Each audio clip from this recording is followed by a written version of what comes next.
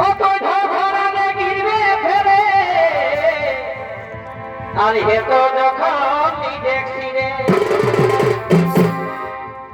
অগমকাই বলিস বেটা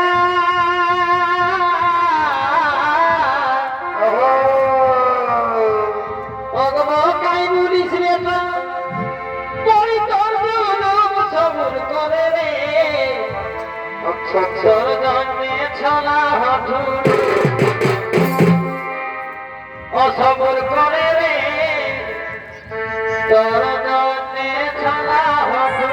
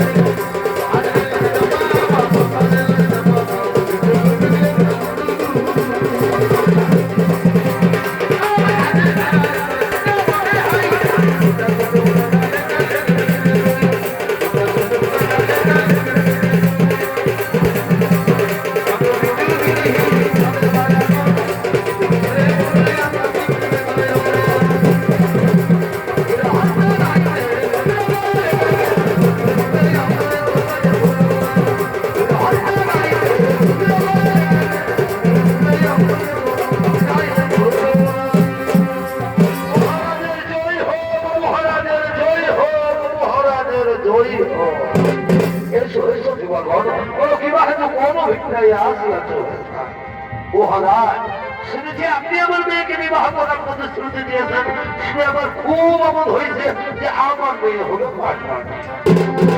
কিন্তু ওইখানেই তো সমস্যা মহারাজ আমার মেয়ের যে ছেলে হবে তার কি হবে মহারাজ আমার মেয়ের ছেলে রাজা হবে আপনি যদি রাজি থাকেন তা বলেন তাহলে রাস্তা থেকে আমার মেয়েকে আপনার ফিরিয়ে নিয়ে যায় সে তো আমার অভিরুচি কারণ এই হস্তিনার রাজ্যাধিপতি সম্রাট হবে আমার পুত্র দেবব্রত সত্যভঙ্গের অপরাধে আমি নরক যেতে পারি কিন্তু গঙ্গা পুত্রকে আমি ভিখেরই সাজাতে পারবো না বেশ তাহলে আপনিও জেনে রাখুন মহারাজ আপনার সাথে আমি কিন্তু আমার মেয়ে দিয়ে দেবো না না দাসরাজ না পিতা আপনার বাগানের চাইতে কি ছাড় এই রাজত্ব কি ছাড় এই সিংহাসন আমি এই প্রকাশ্য রাজসভায় দাঁড়িয়ে প্রতিজ্ঞা করে বলছি পিতা আপনাদের অবর্তমান কারণ আমি এই হস্তিনার সিংহাসন গ্রহণ করবো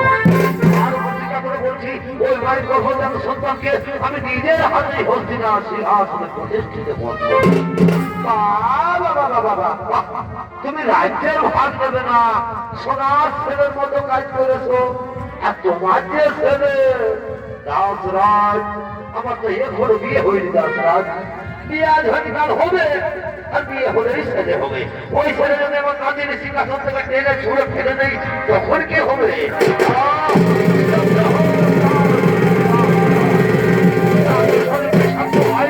আমার শ্বাস রোধ করছে শান্ত হোক শান্ত হোক ভগবান স্বর্গ থেকে তুমি বলো সর্বরূপসার ওই বেগুন দেবতা উদ্যত হয়ে যায় মোর পানের কথা মা তুমি যেন নিজাম ভূমি সক্রিয়াল হৃদে মোর প্রতিজ্ঞা করবে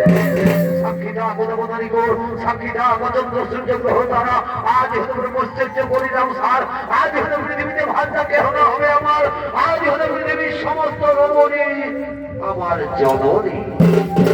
ধন্য ধন্য হে গঙ্গা পুত্র ওর ভীষণ প্রতিজ্ঞা একে আছে সত্যবতীকে বিয়ের সাজে সাজিয়ে নিয়ে আয়। বাবা কাঁদে ছাবা